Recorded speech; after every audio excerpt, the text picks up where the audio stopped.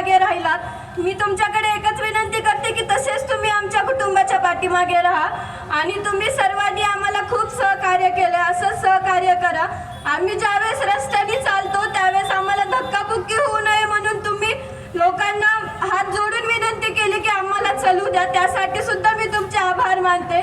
आज जसे तुम्ही आमच्या पाठीमागे आहात तसंच कायम राहा।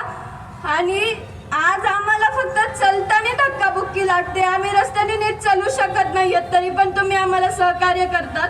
पण माझा एक प्रश्न आहे, जे आरोपी असतील किंवा माझ्या वडिलांची हत्या ज्यांनी केली त्यांना मी एक आज प्रश्न विचारते, का तुम्ही माझ्या वडिलांना इतकं छळ करून मारलं? आज आम्ही फक्त रस्त्याने चलत असताना आम्हाला धक्काबुक्की लागते, पण त्यांना त्यावेळेस किती वेदना झाल्या असतील त्याचं मला उत्तर पाहिजे। त्यांना तुम्ही इतक्या वेदना करून मारलं आणि मी स्वतःला खूप भाग्यशाली समजते की मी देशमुख कुटुंबाची मुलगी आहे, माझ्या आईवडिलांची मी लेक